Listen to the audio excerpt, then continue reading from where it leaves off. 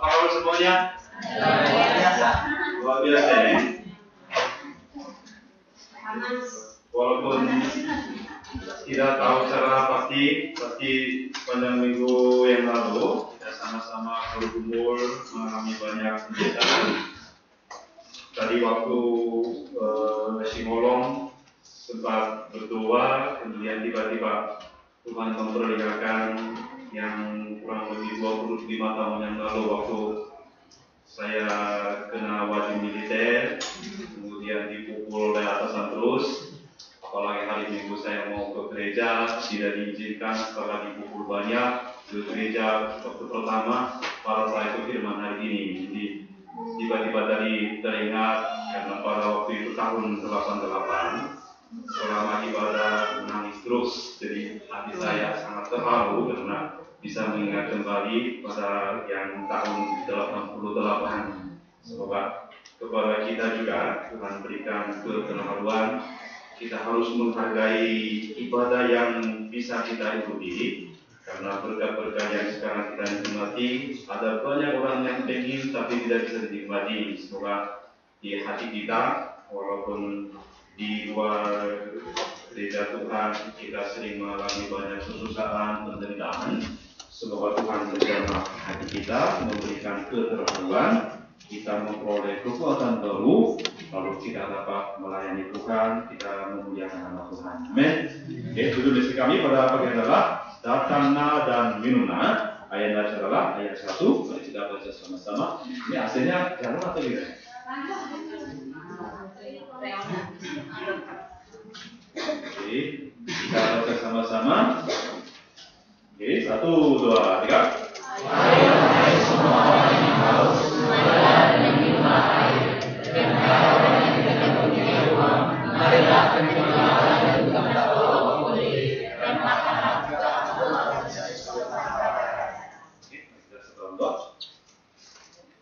Terima kasih Tuhan atas tali sahabat yang indah ini yang Tuhan berikan kepada kami. Kami kembali berkumpul di hadirat Tuhan untuk beribadah kepada Tuhan.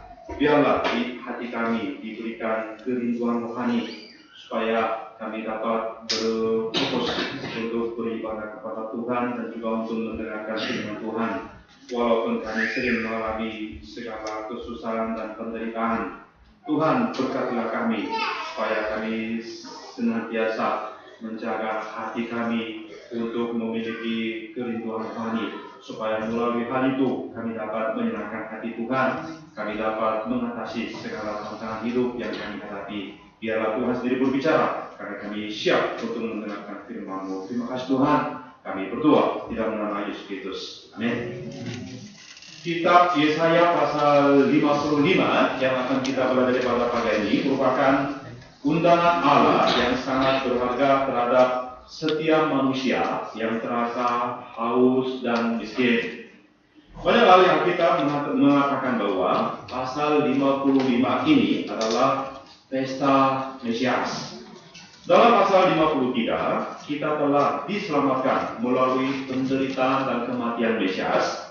Dan pasal 54, hubungan kita dengan Allah sebagai suami istri telah dipulihkan menjadi pengantin laki-laki dan pengantin perempuan di dalam Tuhan.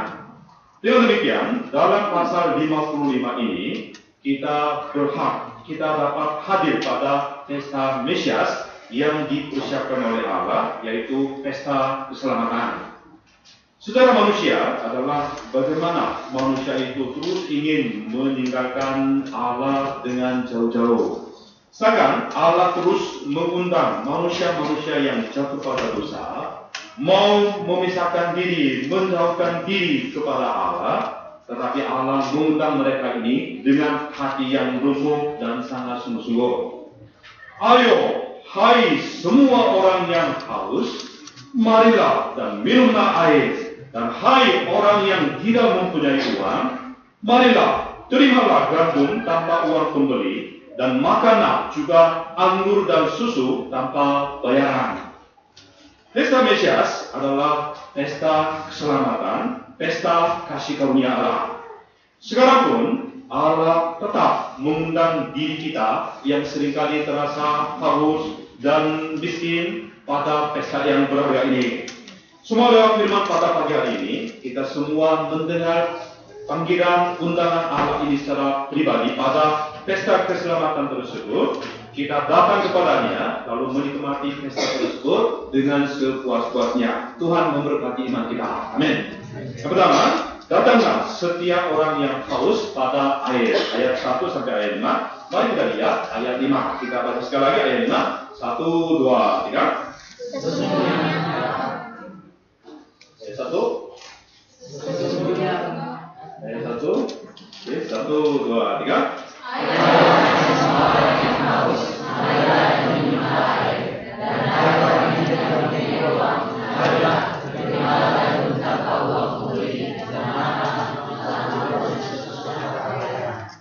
Saudara-saudara, siapakah yang sedang diundang oleh Allah? Coba kita perhatikan sekali lagi. Ayo, hai semua orang yang haus, marilah dan minumlah air. Dan hai orang yang tidak mempunyai uang, marilah dan terimalah gandum tanpa uang pembeli.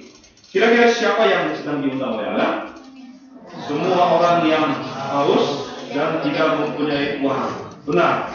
Orang-orang yang haus, orang-orang yang tidak mempunyai uang, mereka lah yang sedang diundang oleh Allah. Saudara-saudara, apakah saudara-saudara orang-orang yang haus? Orang-orang yang tidak punya uang? Amin ya. Kalau tidak, tolong pinjamkan uang kepada saya ya. Karena saya terasa miskin, butuh uang, mau bisnis tapi modalnya nggak ada ya. Tuhan dengan hati yang sangat lembut mengundang semua orang yang merasa haus tidak mempunyai uang. Ayo, hai semua orang yang haus, marilah dan minumlah air. Hai orang yang tidak mempunyai uang, marilah datang tanpa uang pembeli. Ketika manusia ingin menjalankan hidup di dunia, kira-kira apa yang paling dibutuhkan? Apakah itu adalah pasangan hidup, pacar, uang, HP, mobil, rumah? Memang semuanya dibutuhkan, tetapi yang paling penting, paling dibutuhkan adalah air dan makanan. Kita dapat hidup walaupun tidak ada HP, internet, mobil, memang repot, kemudian mungkin tidak enak. Tapi walaupun tidak ada, kita bisa hidup. Tapi andai kata bagi kita tidak ada air, pasti kita tidak dapat hidup. Coba bayangkan saudara-saudara, ketika kita sedang berjalan di padang gurun di bawah terik matahari, namun tidak ada air yang dapat diminum. Mungkin dalam 2 hari kita semuanya akan mati. Atau kita main futsal atau bulu tangkis 2 jam dengan mengeluarkan banyak keringat, ternyata tidak ada aqua, tidak ada air yang dapat diminum. Bagaimana penderitaan kita? Dulu saya pernah sempat nonton salah satu tayangan dari TV Korea, yaitu film dokumenter yang judulnya Air Mata Benua Afrika. Karena terjadi musim kering dan kemarau yang sangat panjang, dan hujan juga tidak turun-turun dari langit, maka sungai-sungai Afrika semuanya kering. Bahkan dasar sungai itu terpecah-pecah, gayanya seperti punggung kura-kura. Apakah pernah memperhatikan punggung kura-kura? Ya, pecah-pecah ya. Maka banyak kumpulan binatang, gajah berpindah-pindah dengan menempuh jarak ratusan kilometer untuk mendapatkan air. Di tengah-tengah jalan, anak gajah yang tidak dapat menahan kehausannya, maka walaupun dicegah oleh induknya, ia meninggalkan dari rombongan tersebut, lalu mencari air dengan sendiri, mengembara di sini di situ, akhirnya dia mati cepat. Bukan hanya binatang saja, manusia pun karena kelaparan, kehausan yang sungguh luar biasa, banyak yang mati. Ada orang yang berangkat dari pagi-pagi untuk mencari air dengan menaiki keledai dengan perjalanan setengah hari. Tempat berair yang mereka temukan sebetulnya air yang tidak pantas untuk diminum, bahkan binatang pun tidak layak. Sebab airnya berwarna kuning, yaitu air tanah. Namun karena begitu haus, mereka langsung minum dengan menggenggam air dengan kedua telapak tangannya. Kemudian disaring dengan kain biasa, dimasukkan ke dalam botol yang dibawakan. Dengan minum air yang penuh dengan kuman-kuman bakteri, wajah mereka sering sakit-sakitan, panjang umur pun menjadi sangat pendek. Sungguh, pada saat itu, tidak ada pikiran yang lain bagi mereka selain mau minum air karena kehausan yang sungguh luar biasa. Indonesia termasuk negara yang kaya dengan air. Kita harus bersyukur terhadap berkat ini. Seperti air jasmani sangat penting untuk menjaga kesehatan fisik tubuh kita, sebetulnya air rohani jauh lebih penting untuk kesehatan jiwa dan roh kita. Air rohani yang dibutuhkan adalah air yang dapat membasahi jiwa kita yang sering terasa haus dan lapar. Air yang dapat mengenyangkan jiwa kita yang terasa kosong.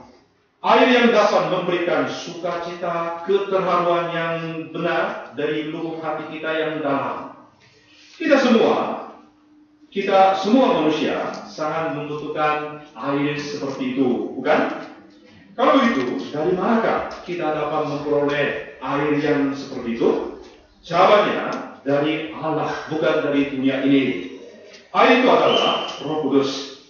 Air itu dapat kita peroleh melalui firman Allah. Nabi Amos pernah bernubuat tentang masalah kedahagaan yang akan menimpa pada orang-orang modern.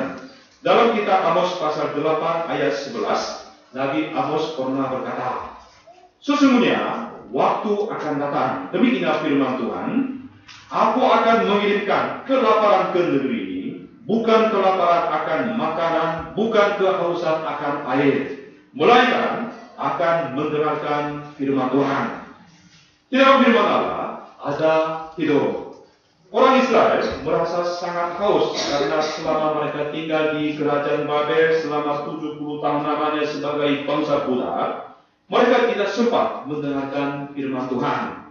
Karena mereka hidup di sana sebagai bangsa budak, mereka tidak bisa beribadah kepada Allah Israel. Maka jiwa mereka sangat kering dan terpecah-pecah seperti kondisi ladang sawah di musim kemarau yang panjang. Karena mereka merasa begitu haus, mereka baru menyadari betapa pentingnya firman Allah, betapa pentingnya beribadah kepada Tuhan. Oleh karena itu, Tuhan pun mengundang mereka dengan sangat sungguh-sungguh. "Ayo, hai semua orang yang haus, marilah dan minumlah air. Dan hai orang yang tidak mempunyai uang, marilah, walaupun tidak ada uang bagi kalian, itu tidak menjadi masalah. Tidak usah dibayar, yang penting kalian datang dan minumlah." Wah, betapa besarnya berkat kasih karunia ini. Semuanya gratis. Mana ada di dunia gratis? Perusahaan kami selama ini selalu gratis, tapi mau bangkrut. Sehingga gratis itu diubah kebijakannya, di semuanya non gratis. Jadi di dunia ini tidak ada yang gratis, tapi Tuhan mengundang kita untuk memberikan air hidup, makanan rohani yang benar. Ini semuanya diberikan secara gratis. Dewasa ini sudah menjadi suatu hal yang wajar dan biasa bahwa kita harus membeli air. Waktu saya kecil memang dari berita-berita dikatakan sebentar lagi air, 1 liter air lebih mahal daripada harga bensin. Pada waktu itu saya tidak bisa percaya, masa air itu harus dibeli. Tapi sekarang sudah dari kenyataan, air harus dibeli. Kemudian harga air pun semakin lama semakin naik tinggi. Tidak lama kemudian, ini juga pasti, kita sebentar lagi harus beli udara yang sejuk. Udara itu tidak bisa gratis, tapi udara juga harus dibeli. Kedepannya, baik harga air, udara semakin mahal, semakin berharga. Kalau begitu, betapa mahal dan berharganya air rohani, yaitu Roh Kudus, yang betul-betul penting dan berharga, yang hanya dapat diberikan dari surga, dari Allah. Tetapi Allah menyatakan bahwa Dia tidak akan meminta bayaran apapun kepada kita manusia. Sebab air hidup yang datang dari surga, makanan yang datang dari surga, air hidup dari Roh Kudus, tidak dapat dibeli, tidak bisa dinilai dengan harganya. Walaupun katakanlah dipatokan harga ratusan miliar pun, walaupun ada uang ratusan miliar pun, hal itu tidak bisa dibeli. Oleh karena itu, Allah tidak meminta kepada kita untuk membayar hal apapun. Harga air hidup itu sebetulnya sudah dilunasi oleh Tuhan Yesus ketika Yesus mati di atas kayu salib, karena Yesus mengatakan sudah selesai. Artinya Tuhan Yesus yang mati di atas kayu salib dengan nyawanya sendiri, dengan darahnya sendiri, Dia telah melunasi harga air hidup itu, sehingga kita yang percaya kepada hal itu, kepada kita tidak akan dipungut biaya apapun. Dengan demikian, untuk kita yang selalu merasa haus, lapar, merasa miskin, Dia telah menyiapkan pesta air hidup dengan gratis. Nah, apa yang perlu kita lakukan pada saat sekarang adalah kita tinggal menerima undangan itu, kemudian maju kepada pesta keselamatan itu dengan hati yang bersyukur, dengan beriman. Jika melihat ayat 1 dengan Alkitab berbahasa Inggris NIV, kata come itu muncul sebanyak 4 kali di dalam satu ayat secara berulang-ulang. Ayo, hai semua orang yang haus, marilah dan minumlah air. Dan hai orang yang tidak mempunyai uang, marilah terimalah gandum tanpa uang pembeli, dan makanan juga anggur dan susu tanpa bayaran. Come and drink, come and drink, come and eat. Jadi Tuhan terus mengajak kita untuk datang kepadanya dan makan, minum dengan sepuas-puasnya. Jika kita membuka Injil Yohanes pasal 7 ayat 37 sampai 38, Tuhan Yesus pun berdiri di tengah-tengah orang banyak, kemudian mengundang semua orang-orang di hari terakhir dari hari raya penuh tahun. Barang siapa yang haus, baiklah ia datang kepadaku dan minum. Barang siapa percaya kepadaku, seperti yang dikatakan oleh kitab suci, dari dalam hatinya akan mengalir aliran-aliran air hidup. Tuhan Yesus tidak mendiskriminasi antara orang itu orang kaya atau orang miskin, entah dia orang benar atau orang berdosa, laki-laki atau perempuan, sudah tua atau anak kecil, kaya atau miskin, orang mulia atau orang hina. Pokoknya siapapun, semua orang yang merasa haus diundang kepadanya, supaya mereka bisa meminum air hidup yang diberikan oleh Tuhan Yesus dengan sepuas-puasnya. Perempuan Samaria yang diceritakan di dalam Injil Yohanes pasal 4 mencoba mengatasi masalah kehausan di jiwa hatinya melalui kasih sayang dari kaum laki-laki.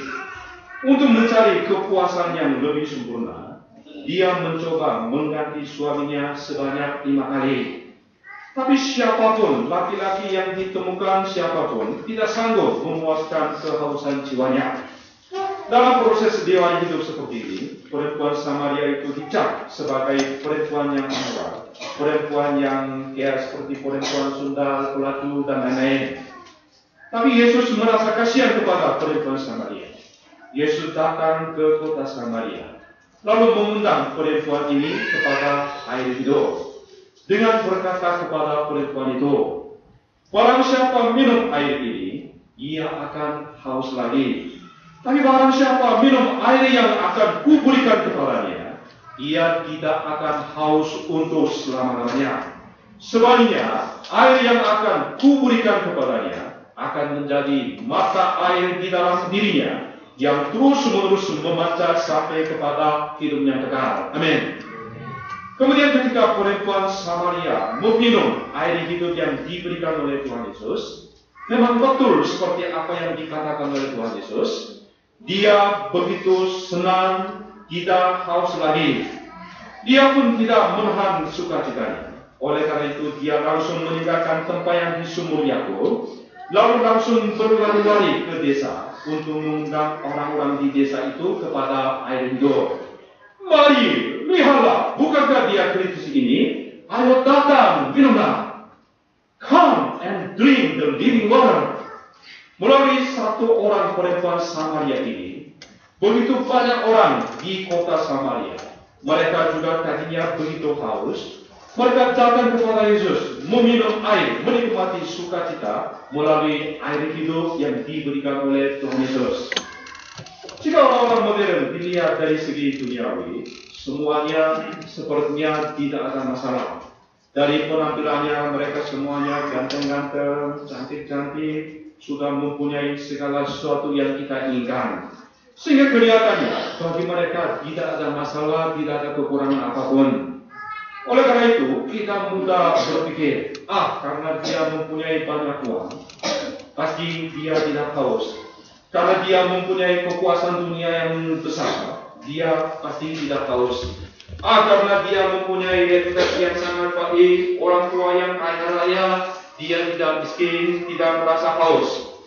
Tetapi ternyata, kalau kita berbicara, kemudian masuk ke dalam kehidupan mereka sedikit lebih dalam, keadaannya sama sekali tidak.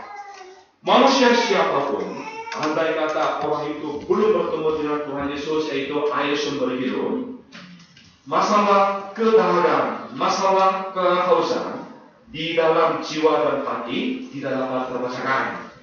Kita sering mendengar para artis yang sebetulnya punya segala-galanya, namun ternyata bagi mereka ada masalah kehausan yang sungguh luar biasa, sehingga mereka tidak bisa mengatasi masalah itu memakai narkoba atau bunuh diri. Setelah terjadi kejadian itu, baru kita mengetahui apa masalah mereka. Dulu ketika Michael Jackson, yaitu raja penyanyi lagu pop, setelah dia mati tiba-tiba secara misterius, maka dilakukan otopsi. Ternyata tubuh Michael Jackson ini penuh dengan obat-obatan. Kira-kira apa yang kurang bagi Michael Jackson itu? Apakah bagi dia tidak ada uang? Apakah bagi dia tidak ada reputasi? Tidak ada hormat? Tidak.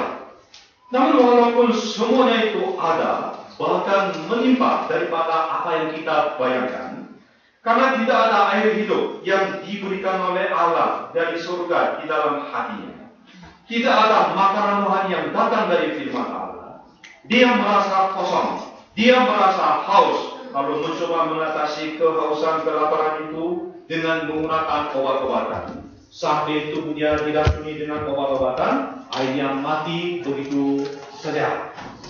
Mari kita lihat ayat 2. Tuhan berkata kepada semua orang-orang yang sedang berusaha dengan jerih payah sia-sia, mengapakah kamu belanjakan uang untuk sesuatu yang bukan roti, dan upah jerih payahmu untuk sesuatu yang tidak mengenyangkan? Dengarkanlah aku, maka kamu akan memakan yang baik, dan kamu akan menikmati sajian yang paling lezat.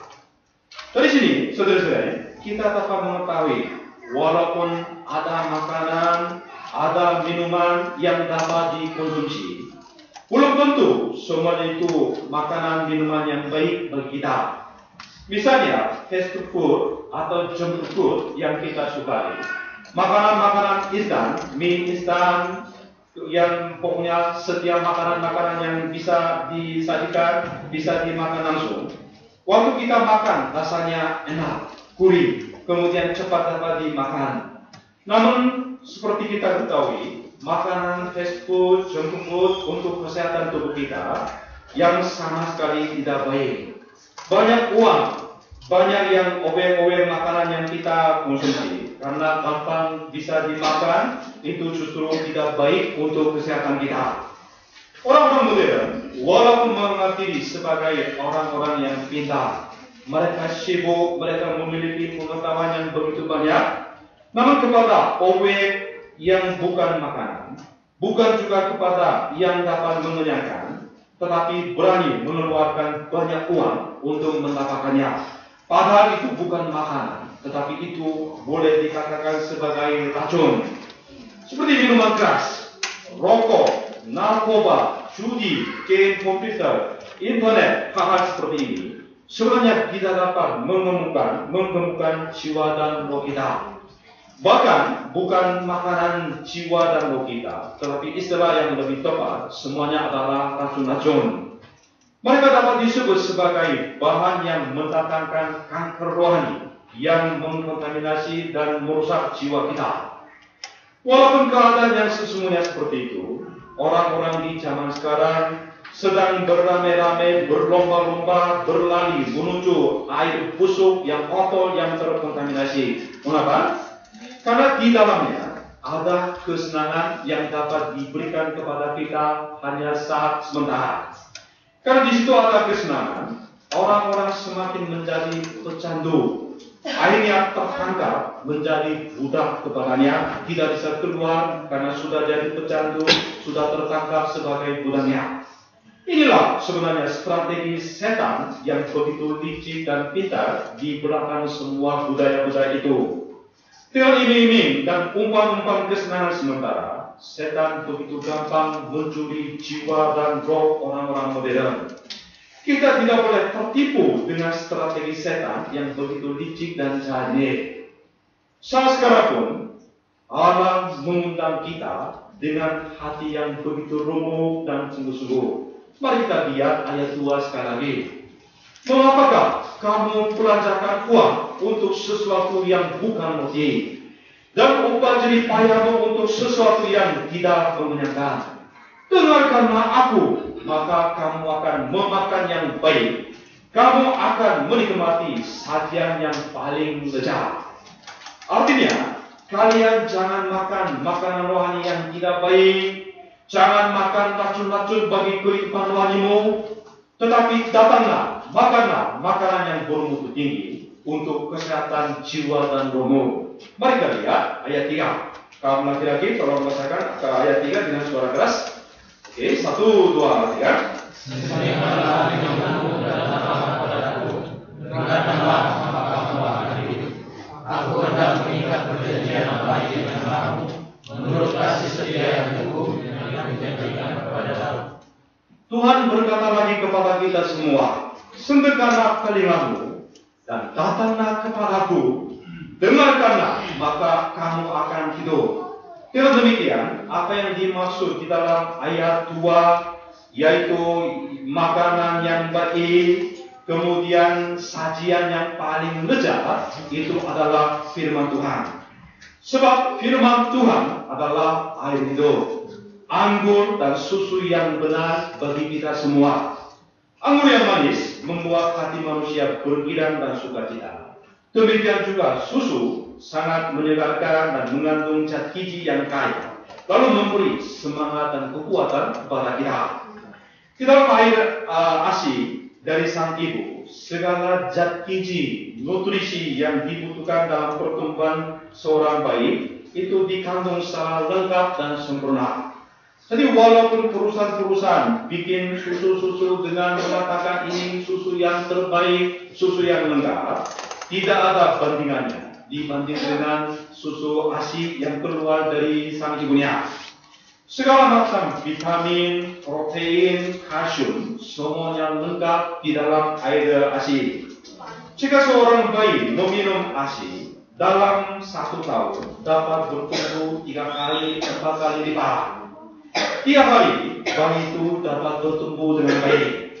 Kemudian di dalam ASI ibu terkandung obat imunitas yang sempurna dan lengkap, maka bayi yang dapat bertumbuh dengan minum air ASI jarang sakit. Tapi orang yang bayi waktu kecil sering minum yang susu yang mahal dari susu sapi, pasti gemuknya akan besar, mungkin gemuk, tapi sering sakit-sakitan. Seperti itu, firman Tuhan juga sama dengan air ASI dari sang ibu, membuat kita bertumbuh baik secara rohania, membuat kita menjadi orang kuat, melindungi diri kita dari segala godaan-godaan dosa. Oleh karena itu, Allah menyuruh kita untuk datang kepadanya, untuk mendengarkan firman-Nya. Kemudian apabila kita mendengarkan firman Allah, Allah berjanji kita dapat makanan yang baik, hati kita akan mendapat kepuasan. Firman Allah menyegarkan jiwa dan roh kita, lalu hati kita menjadi penuh dengan kasih karunia Allah. Jiwa dan roh kita pun akan dihidupkan. Kita tidak akan sakit, kita tidak akan mati, kita tidak akan kering. Hidup kita menjadi penuh dengan berkat secara berlimpah-limpah. Jadi dalam 1 Petrus pasal 2 ayat 2, Rasul Petrus pun mengajak jemaahnya dengan hati yang sangat sungguh-sungguh. Dan jadilah sama seperti bayi yang baru lahir, yang selalu ingin akan air susu yang murni dan yang rohania, supaya olehnya kamu bertumbuh dan beroleh keselamatan. Di dalam persekutuan kita juga, ketika kita memperhatikan Abigail, yaitu anak dari saudara Jos dan Elon, waktu minum susu, betapa seorang bayi merindukan dan menginginkan air susu dengan begitu sungguh-sungguh, sampai waktu minum susu yang penuh dengan keringat. Sedikit lapar, mereka tidak malu-malu menangis sekencang-kencangnya untuk diberikan air susu. Waktu mengisap susu secara mati-matian. Semoga kepada kita pun diberikan sikap yang sama, merindukan firman Allah dengan sikap seperti itu. Jangan suka jajan makanan-makanan yang tidak baik, bahkan racun. Jangan belanja makanan yang tidak dapat mengenyangkan secara sia-sia, dan makanan yang tidak sehat. Tetapi mari merindukan air susu murni, air hidup yang dicurahkan dari atas dari surga, dan firman Allah. Semua kita berlomba-lomba membaca firman Tuhan, rajin mempeakan domba-domba Tuhan. Nanti di dalam acara SPC gabungan juga, kita bikin acara kira perlombaan membacakan Alkitab, supaya ini dijadikan sebagai kebiasaan yang tidak bisa dikikiskan dalam kehidupan kita. Supaya bila mana ada waktu, kita langsung membuka Alkitab, membaca Alkitab, supaya melalui firman Tuhan, kita semakin kuat, semakin sehat, kita semakin bertumbuh dengan baik untuk kemuliaan Tuhan. Amin. Dalam Injil Yohanes pasal 5 ayat 25, Tuhan Yesus sendiri pernah berkata, Aku berkata kepadamu, sesungguhnya saatnya akan tiba dan sudah tiba, bahwa orang-orang mati akan mendengar suara Anak Allah, dan mereka yang mendengarnya akan hidup. Di dalam firman Allah ada hidup. Di dalam firman Allah ada kebenaran. Oleh karena itu, ketika kita menghadap firman Allah, jangan sikap kita secara formalita, jangan asal-asalan, tapi seperti seorang bayi sedang mencari air hidup, seperti seekor rusa yang sedang mencari air karena haus.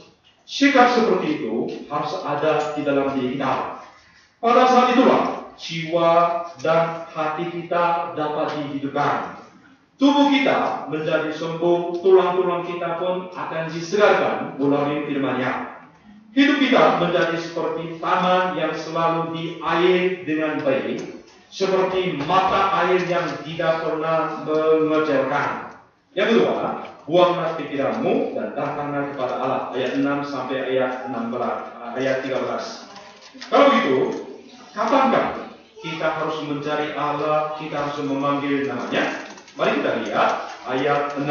Kita baca sama-sama ayat 6. Oke, 1, 2, kan? Carilah bersama-sama yang pernah ditemui, berserulah kepadanya selama yang dekat. Ternyata mencari Allah, memanggil nama Tuhan juga ada saatnya. Ada saat yang berkenan untuk menemui Allah, mencari Allah, memanggil namanya. Kapankah saat itu, saudara-saudara? Saat itu adalah saat sekarang, just now.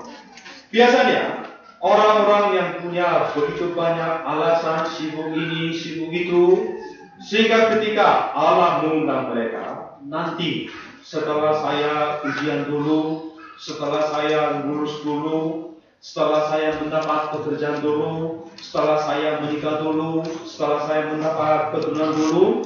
Jadi manusia selalu mengemukakan 1000 alasan untuk menunda terhadap panggilan undangan Allah.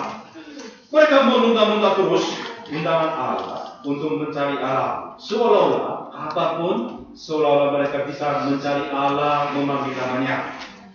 Namun bila mana tiba saat yang santai, betul-betul sebenarnya ada waktu, bukannya mereka mencari Allah seperti apa yang mereka katakan, tapi mereka mau menghabiskan masa muda mereka saat santai itu, tenaga mereka itu untuk menikmati kesenangan dosa, bukan datang kepada Tuhan. Jadi setelah menjadi tua, setelah menjadi pengemis secara total, barulah mau datang kepada Tuhan dengan mengangkat tangan tinggi-tinggi ke atasnya. Tuhan, kasihanilah aku. Oleh karena itu, Nabi Yesaya mengajak bangsa Israel untuk mencari Allah, memanggil nama Allah pada saat sekarang, pada saat yang diperkenankan oleh Allah. Raja Salomo pun berkata kepada semua manusia di dalam kitab Penuturan pasal 12 ayat 1. Ingatlah akan penciptamu pada masa mudamu, sebelum tiba hari-hari yang malang dan mendekat tahun-tahun yang kau katakan, tak ada kesenangan bagiku di dalamnya. Karena setiap saat ada waktunya. Kemudian untuk mencari Allah, menemui Allah, memanggil nama Allah. Itulah yang paling penting. Itulah harus diprioritaskan daripada hal apapun. Masa muda kita, yaitu saat sekarang, merupakan saat yang paling baik untuk menemui Allah kita. Sesungguhnya kita tidak mencari Allah bukan karena sibuk, bukan karena capek, bukan karena tidak ada uang, tapi karena masalah hati kita yang lebih menyukai kesenangan dosa daripada mencari menemui Allah. Inilah alasan yang membuat kita tidak bisa datang kepada undangan Allah. Semua kepada diri kita diberikan kerinduan rohani yang sungguh-sungguh, sehingga ketika Tuhan berkenan, mari kita datang kepada Tuhan, mencari Dia, menemui Dia, memanggil namanya. Amin. Ada orang yang tidak mau mendengar nasihat gembalanya, sebab pikiran dan rancangannya terlalu kuat baginya. Tetapi Allah berkata kepada kita semua, baiklah orang fasik meninggalkan jalannya, dan orang jahat meninggalkan rancangannya. Baiklah ia kembali kepada Tuhan, maka Dia akan mengasihaninya, dan kepada Allah kita, sebab Ia memberi pengampunan dengan limpahnya. Pikiran dan rancangan sendiri harus dibuang ketika kita datang kepada Tuhan. Kita harus kembali kepada Allah, harus taat kepada Allah dengan membuang segala pikiran kita, rancangan kita. Kalau begitu, mengapa kita harus membuang rancangan diri kita dan taat kepada firman Tuhan? Mari kita lihat ayat 8 dan 9. Tolong dibacakan oleh kaum wanita ayat 8 dan 9 dengan suara keras. Sebab 1, 2, 3. Sebab rancanganku bukanlah rancanganmu, dan jalanmu bukanlah jalanku. Demikianlah firman Tuhan. Seperti dunia langit dari bumi, demikianlah dia jalanku dari jalanmu, dan rancanganku dari rancanganmu. Pada umumnya, setiap manusia ingin mengatakan, rancanganku, rancangan yang sekarang kumiliki itu adalah yang terbaik, yang best. Tetapi seringkali ini menjadi kesombongannya dan keras kepalanya yang tidak mau mengalah kepada firman Tuhan, tidak mau mengalah kepada nasihat gembala, sehingga orang itu tidak mau mendengar nasihat apapun. Apakah pikiran dan rancangan diri kita betul-betul bisa dikatakan yang terbaik, yang best? Sama sekali tidak. Si setan selalu membujuk diri kita agar kita jangan percaya kepada firman Tuhan, tapi kepada pikiran diri sendiri, rancangan diri sendiri. Pada pikiran diri kita, rancangan diri kita selalu dikuasai oleh hawa nafsu kita. Tapi iblis selalu berbisik-bisik di hati kita, tidak apa-apa. Firman Tuhan memang selalu bunyinya seperti itu. Dalam hal ini, dalam kasus ini, pikiranmu memang benar. Ayo lakukan saja, kamu tidak akan rugi lagi. Ambillah keputusan itu untuk kepentinganmu. Apalagi keputusan di depan hal-hal yang sangat penting, misalnya kita mencari pasangan hidup, kita menentukan arah hidup.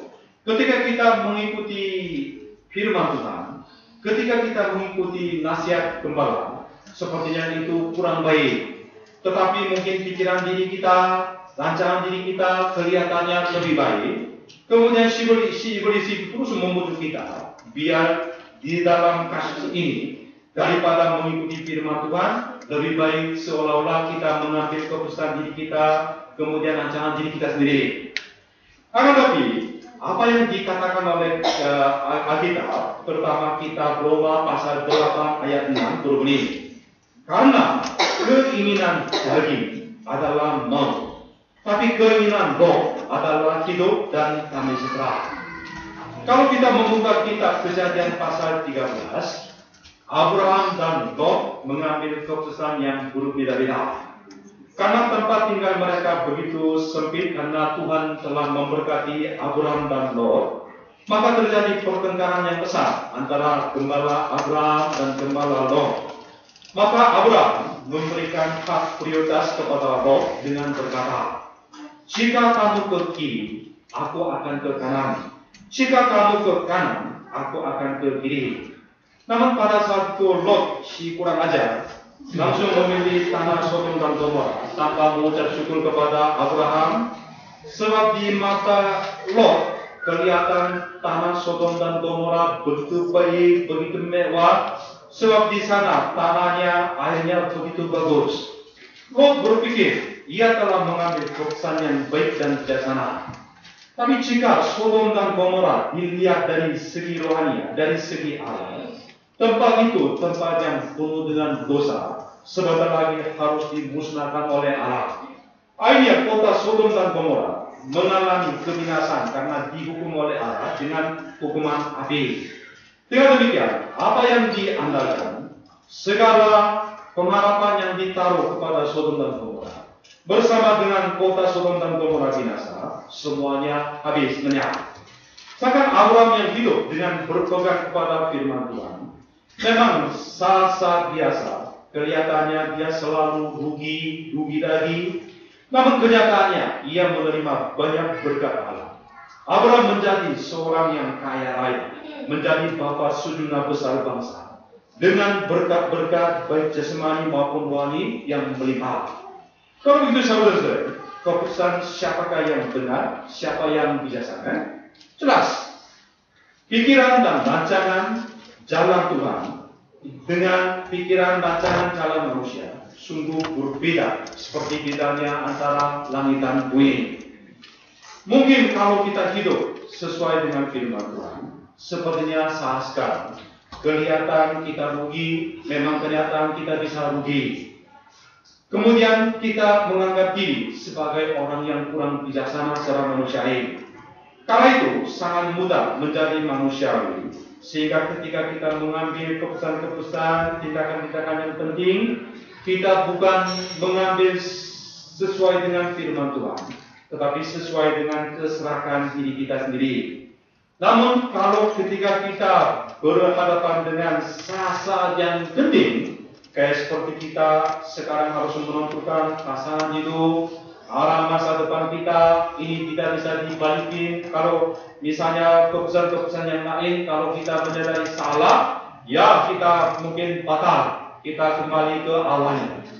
Tapi yang keputusan-keputusan yang tadi yang penting, itu tidak bisa dibatalkan. Sehingga saat-saat yang betul-betul penting, kita harus banyak berdoa. Jangan memaksakan keinginan rancangan diri kita.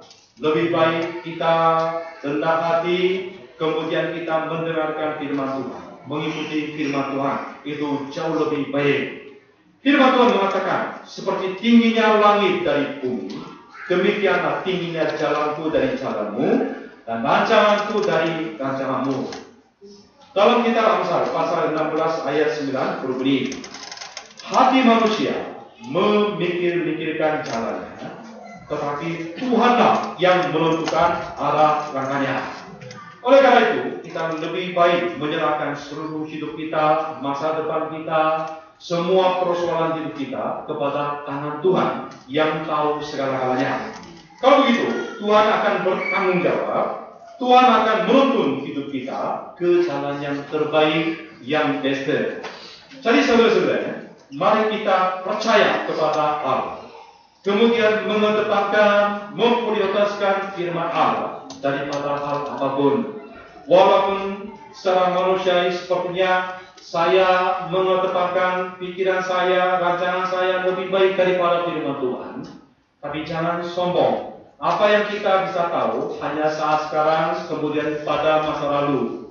Tetapi untuk ke depan, apa yang akan terjadi besok, apa yang akan terjadi tahun depan, apa yang akan terjadi di masa depan kita tidak tahu. hanya Tuhan yang tahu segala-galanya. Sehingga dengan segala kerendahan hati, lebih baik kita mengikuti kehendak Tuhan. Seperti firman spesial 2 minggu yang lalu, mari kita mencari kerajaan Allah dan kebenarannya terlebih dahulu, karena firman Tuhan berjanji kepada kita, maka semuanya itu akan ditambahkan kepada diri kita. Firman Allah, rancangan Allah, kehendak Allah, itulah yang terbaik, yang best bagi hidup kita semua. Amin. Sudah mana tetap tepatnya firman Allah itu? Mari kita lihat ayat 10 dan 11. Kita baca sama-sama ayat 10 dan 11 dengan suara keras. 1, 2, 3. Sebab seperti hujan dan salju turun dari langit dan tidak kembali ke situ, melainkan mengairi bumi, membuat subur dan menumbuhkan tumbuhan, memberikan biji kepada penyakit dan memberi kepada harimau aman. Demikian akan memang itu obatnya dari dulu.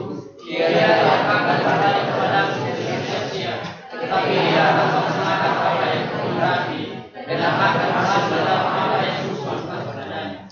Terima kasih.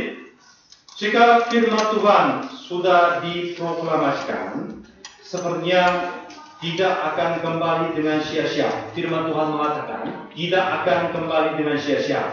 Semuanya pasti akan terjadi sesuai dengan firman Tuhan. Apa yang dinyatakan dalam firman Tuhan, semuanya akan terwujud. Dengan demikian, orang yang hidup sesuai dengan firman Tuhan, mereka pasti berhasil dalam segala hal. Karena Tuhan tidak membiarkan siapa yang percaya kepada firman Tuhan, taat kepada firman Tuhan, mengalami kebinasaan begitu saja. Itu tidak mungkin terjadi. Apabila hujan dan salju turun dari langit, lalu masuk ke dalam tanah, kelihatannya menghilang begitu saja, sehingga baik air hujan salju sia-sia. Tapi sama sekali tidak, karena apa yang kita lihat hanya di mata kita. Namun setelah air itu dari hujan maupun salju masuk ke dalam tanah, sedang apa yang terjadi di bawah tanah kita tidak tahu. Tapi yang jelas, di dalam kemudian tadinya biji ditanam, tapi melalui air yang masuk, biji bertumbuh, bertunas, berbunga, menghasilkan buah-buah pada musim panen secara berlimpah-limpah. Karya firman Allah juga sebetulnya sama. Walaupun andai kata kita rajin menaburkan firman Allah kepada mahasiswa-mahasiswi domba-domba baru, namun buah-buah yang kelihatan di mata kita selalu kecil, sedikit, seolah-olah usaha jeripaya kita sia-sia. Oleh karena itu, kita mudah menganggap jeripaya kita menjadi sia-sia. Walaupun saat sekarang memang di mata kita tidak kelihatan buah apa-apa, namun bila mana tiba waktu Allah, seperti dari tanah keluar tunas, berbunga, akhirnya menghasilkan banyak buah, demikian pula karya firman Allah juga terjadi hal yang sama. Melalui firman yang kita taburkan akan dihasilkan banyak buah-buah yang menyenangkan. Di dalam dia ada hidup. Karena di dalam firman Allah ada hidup. Di hati manusia yang mendengarkan firman Allah, begitu banyak biji-biji firman Allah bila mana ditaburkan, nanti di dalam hatinya akan membawa buah-buah yang indah.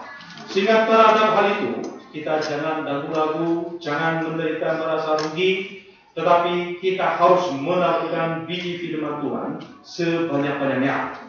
Ketika firman Allah bekerja, sejauh mana karya yang menakjubkan akan terjadi? Mari kita lihat ayat 12 dan 13. Kaum laki-laki ayat 12, kaum perempuan ayat 13.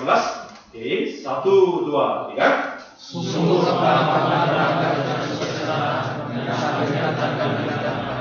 gunung-gunung serta bukit-bukit akan berbeda dan bersorak di depan, dan segala pohon-pohonan di padang akan bertukar. Bagaikan sama kiri akan tumbuh pohon barat, dan bagaikan itu cukup akan tumbuh pohon barat. Dan juga akan menjadi sebagai kemasyhuran bagi Tuhan, sebagai tanda hari yang tidak akan berhenti.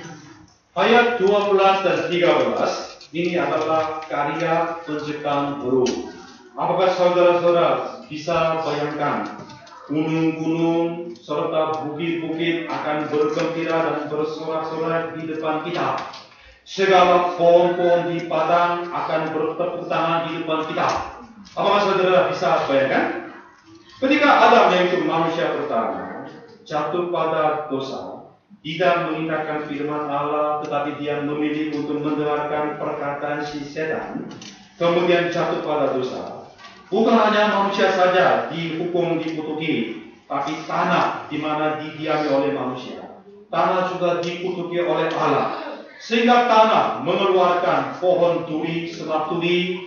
Manusia harus berkeringat untuk mencari rezeki, 3 kali makan sehari sampai hari kematian pun. Semua manusia berkeluh kesah, kemudian berkeringat untuk mencari nafkah itu. Tapi apabila kita bertobat, kita mendengarkan firman Allah, kita diberkati oleh Allah. Tanah di mana kita diami juga akan diberkati oleh Allah, sehingga mengeluarkan pohon sanobal, pohon murah, dengan menggantikan semak turi maupun kejubung. Seluruh bumi bersorak-sorai dengan kegembiraan dan sukacita yang besar. Kemudian terjadi karya pemulihan yang sempurna dalam segala hal. Lihat, yang lama sudah berlalu, yang baru sudah datang. Jika firman Tuhan datang dan bekerja secara kuat, dibentangkan dunia baru yang penuh dengan keindahan kemuliaan di hadapan kita. Sebagai kesimpulan saudara, apa rahasia? Bagaimana kita semua dapat hidup, kita dapat diberkati oleh Allah secara berlimpah-limpah? Hal itu adalah kita bertobat, datang kepada Allah, lalu meminum air hidup, memakan makanan rohani yang baik yang diberikan oleh Allah. Oleh karena itu, saat sekarang pun Allah mengundang kita semua. Ayo, hai semua orang yang haus, marilah dan minumlah air. Sentengkanlah telingamu dan datanglah kepadaku, dengarkanlah firmanku, maka kamu akan hidup.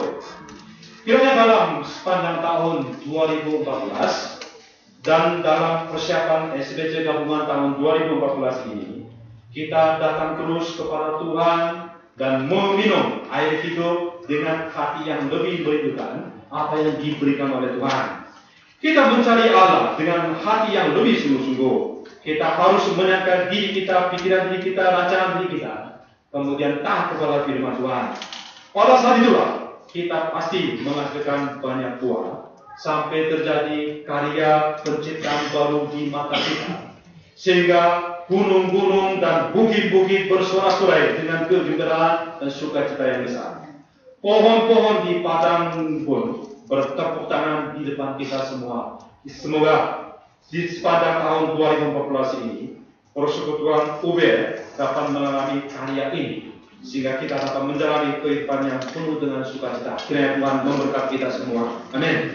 Oke, kita baca ayat 1. Kita baca sama-sama ayat 1. Ayo, 1, 2, 3. Ayo, hai semua orang yang haus, marilah menerima air. Dan hai orang yang tidak mempunyai uang, marilah terima dan minumlah roh suci. Ya benar Tuhan, kamilah orang yang haus, kamilah yang tidak mempunyai uang, kamilah yang mengembara di sini di situ dengan melakukan segala jerih payah yang sia-sia. Biarlah Tuhan menerangi kehidupan rohani kami, supaya kami sadar segala kebutuhan kami, agar kami memiliki kerinduan rohani yang kuat, agar kami datang kepada Tuhan, kami dapat mendengarkan firman Tuhan, supaya kami memperoleh makanan yang baik, yang sajian yang paling lezat dari Tuhan, sehingga kami tidak usah haus lagi, lapar lagi, mengembara lagi, tapi kami dapat menjalani kehidupan yang penuh dengan sukacita dan kebahagiaan. Karena Tuhan, tolong mampukan kami dalam segala keadaan. Kami memprioritaskan firman Tuhan daripada hal apapun.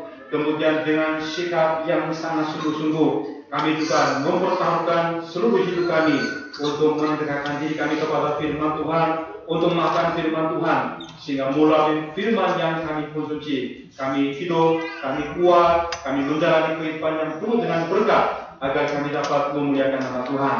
Ketika kami melayani SBC gabungan tahun 2014 pun, biarlah Tuhan berikan firman hidup di dalam persekutuan kami, di dalam hati kami, agar kami jangan melayani acara ini dengan kekuatan diri kami, lalu kami menjadi lelah, kami jatuh, tapi dengan kekuatan, dengan kasih karunia yang datang dari firman Tuhan, supaya kami mengalami kemenangan, kami dapat memuliakan nama Tuhan. Biarlah Tuhan terus menuntun kami dengan roh firman Tuhan, roh kudus-Mu, supaya kami mengikuti bimbingan Tuhan dalam penuh dengan kasih karunia Tuhan. Terima kasih Tuhan. Kami berdoa di dalam nama Yesus Kristus. Amin.